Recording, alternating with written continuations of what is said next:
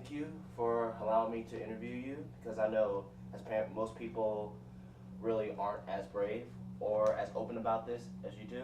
So I really appreciate that. And I just, first question I guess I can start off is just tell me generally about, Sam as a child. Sam is a ham. One of a kind. Yes, she's a diva. Likes to. She's very charismatic, very outgoing.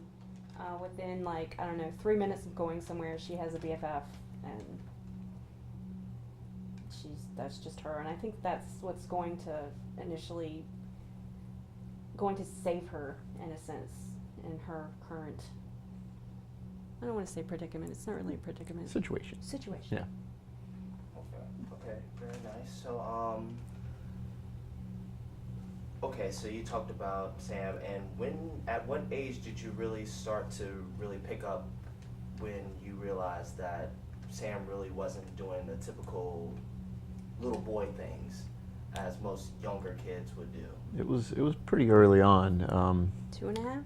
Two or three, somewhere in there. Yeah. Sam was at daycare and had a best friend who had some older sisters and would bring some of their dolls to school and like to play with dolls.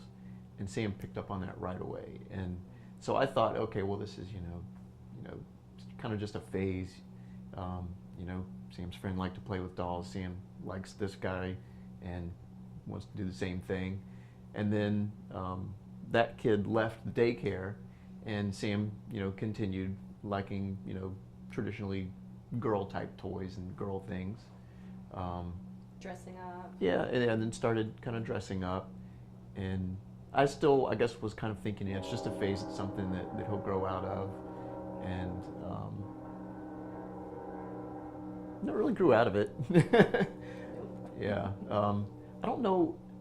I mean, I guess I was kind of resistant to it at first. I wasn't really comfortable with it. I just, even though I knew it was kind of, was hoping it was kind of a phase, it didn't really kind of dawn on me until we went to Toys R Us. I was talking about this just the other day, and Sam wanted to get a Power Ranger. I'm like, okay, cool, that's awesome, Power Ranger. And on the way there, she said, I want to get the pink Power Ranger. I'm like, okay, well, still a Power Ranger, that's cool. All right, so we got there and they had one pink Power Ranger. I was like, yes, all right, they got the pink Power Ranger. So we're taking the pink Power Ranger back to the register, and on the way there's a display in the middle of the aisle right before the register. It's Monster High. It's these kind of dolls that are kind of, I guess, like children of monsters, very, very girly Barbie type doll. And Sam said, I don't want this, I want the Monster High doll. And I'm like, oh, well, we came here to get the Power Ranger, let's get the Power Ranger. And it was just a total epic meltdown right there. And there was going to be no way Sam was going to leave that store with the Power Ranger after seeing the Monster High doll. So that at that point, I kind of realized this probably isn't going to change. So maybe, I don't remember how old Sam was, maybe four? I don't know, 4 at the time. Something like that. Yeah, that was kind of a defining moment in my mind, and I think Sam was probably 4, and that's when it kind of hit me, I guess, that you may as well embrace this because it's probably not going to change. It's never going away. Yeah. So did you notice any immediate behavior changes, any like ups and downs, mood swings, things like that when she was, starting to, become a girl basically in her behavior? Did you, Becca, did you notice it immediately or anything like that? Well, not until probably school started, and she made this dividing line between her home life, public life, and school life. And she refused to wear dresses and skirts to school. She was so afraid kids would bully her and tease her. And as soon as she got home, she'd immediately change into a dress or a skirt. And we noticed that the temper tantrums and stuff were quite frequent at that time. But then as she kind of realize that no one's going to make fun of you because they're all used to you now. This is how you are. She gradually like got pink shoes and socks, and just recently actually wore a dress for the first time to school. Mm-hmm. She has been so happy ever since. And of course, I'm assuming her classmates have been, or her peers have been really accepting of her, Oh yeah. of this completely. Kids that age are very tolerant. They'll ask questions. Why does Sam wear girl clothes? And it's like, well, Sam likes girl clothes. You like the clothes you're wearing, right? And they're like, oh, okay. Cut and dry. That makes sense to me. I'm done. So. So really, I really wanted to know, because I understand that, you know, her peers really understand that. But from an adult perspective, do you notice any type of backlash or any type of like scowl or negativity toward other parents that might, you know, frown upon you allowing Sam to do this? At this point, no, I haven't witnessed anything like that.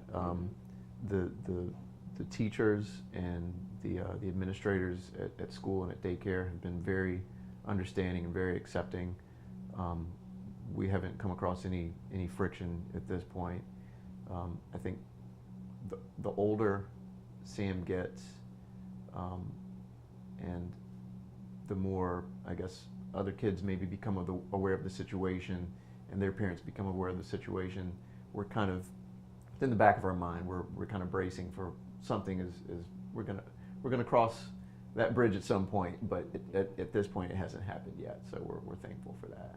Okay. And I really wanted to know about really how, do you have any concerns for Sam, like going into, you know, first grade next year, and then beyond that, do you worry about how, you know, other kids might start potentially bullying her and potentially, you know, puberty kicking in and things like that, causing a lot of, you know, confusion, not only with Sam but with other people as well? Do y'all have any, you know, concerns about that in the future? Oh yeah. She asked the other, I don't know, it was probably like last year or something, but she asked, will I be able to have babies when I'm a girl? It's like, no, sweetie. But then that got me thinking, what about boyfriends? Is she gonna like boys? Is she gonna like girls? You know, if she likes boys, is that going to be something that her partner's going to accept? Or is that going to be something that's going to totally just break her heart? And yeah, marriage and friendships, you know, what if she tells her best friend and the best friend shuns her? And do you keep it hidden, or do you keep it, or do you kind of make it known? I mean, what's the best way? And we don't know yet. We follow her lead. Mm-hmm. Her doctor says follow her lead. So. Yeah, I was curious to ask you about that, about what doctors have recommended, you know, as parents to do in a situation like that. Any feedback from, you know, the doctors? What's the best thing to do for Sam? Yeah, I mean, we're very fortunate to have found a specialist in Richmond that deals with transgender kids and adults both. And yeah, her advice has just been to follow Sam's lead at this point. Sam has come a long way, even just since last summer. So in less than a year. Yeah, going from basically wearing jeans and a shirt and being afraid to express herself as a girl at school, to now just recently, you know, wearing dresses and growing the hair out even longer, and requesting to be called she. Mm-hmm. Yes, we're using the female pronouns. She's not totally comfortable doing that at school yet, so that's I guess kind of the next step in this progression. Once she's comfortable with that, but I mean, we're certainly not going to force the issue. Once she's ready for that, we'll talk with the teacher and the principal and make sure everybody's on board. Okay. She's recently actually asked for a name change, which is kind of normal, like a more feminine name. And so I think, I don't know, I was thinking this summer at some point we may go ahead and do that before the school year starts, but we need to talk with the administration and everything and make sure. Yeah. Well, and I talked to her the other day. I don't think she's comfortable doing that at school yet. Maybe Yeah. maybe over the Maybe, summer, things will change. But right now, she doesn't want to do that at school. So yeah, there's still a little apprehension on her part, but we'll see. We'll just see where it goes.